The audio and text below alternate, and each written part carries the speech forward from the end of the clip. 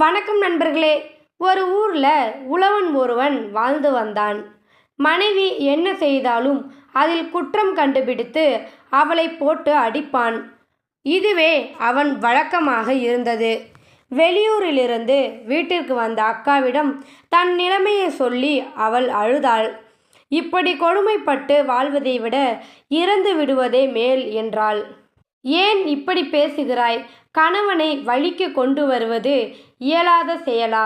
நான் சொல்வது போல செய், எல்லாம் நல்லபடியாக நடக்கும். நானும் மறைந்திருந்து கவனிக்கிறேன் என்றாள் அக்கா. அவள் சொன்னது போலவே நன்றாக சாப்பாடு செய்தாள் தங்கை. அவன் துணிகளை வெள்ளை வெள்ளை என்று துவைத்தாள். வீட்டை தூய்மையாக பெருக்கினாள். கணவன் படுக்கும் கட்டிலில் அழகான போர்வையை விரித்தாள். அந்த கட்டிலை முற்றத்தில் தூக்கி சென்று வைத்தாள். மாலையில் அவள் கணவன் வீடு திரும்பினான். அவன் கண்களையே அவனால் நம்ப முடியவில்லை. எல்லாம் தூய்மையாகவும் ஒழுங்காகவும் இருப்பதைக் கண்டு மகிழ்ச்சியடைந்தான். சூடான உணவை அவனுக்கு பரிமாறினாள். அதை சுவைத்து உண்டான். முற்றத்தில் போடப்பட்டிருந்த கட்டிலில் படுத்தான். நடந்ததையெல்லாம் பார்த்த அக்கா, நான் சொன்னபடி அப்படியே நடக்கிறது பார்த்தாயா?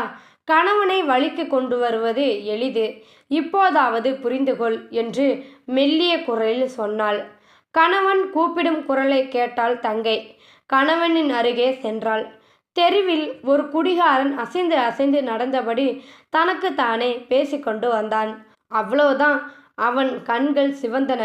உனக்கு அறிவே இல்லையாடி? இவனிடம் நான் அடிபட்டு சாக வேண்டும் என்பதற்காக நீ கட்டிலை இங்கே கொண்டு வந்து போட்டியா என்று சொல்லி தங்கச்சியை உதைத்து நொறுக்க ஆரம்பித்தான். பொறுக்க முடியாத அக்கா உள்ளே நுழைந்தாள்.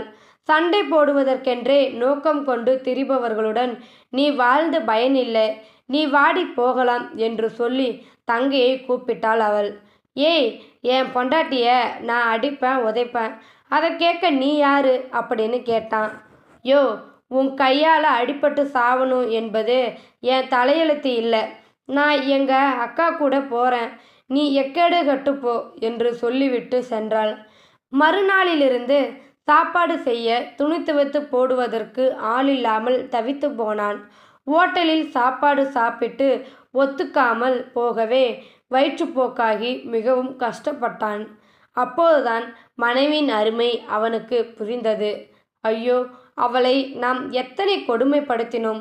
நமக்கு நல்லா வேணும், இனி நான் திருந்தி நல்ல மனுஷனா மாறப்போகிறேன் என்று சொல்லியபடியே தன் மனைவி அழைத்து வர புறப்பட்டான். மறைந்திருந்து பார்த்த அக்கா மகிழ்ச்சியில் என்ன செய்வது என்று அறியாமல் திகைத்து நின்றாள். இந்த வீடியோவில் கருத்து உங்களுக்கு பிடிச்சிருக்குன்னு நினைக்கிறேன். பிடிச்சிருந்தா லைக் பண்ணுங்கள், ஷேர் பண்ணுங்கள், கமெண்ட் பண்ணுங்கள், மறக்காமல் சப்ஸ்கிரைப் பண்ணுங்கள். தேங்க்யூ ஃபார் வாட்சிங்.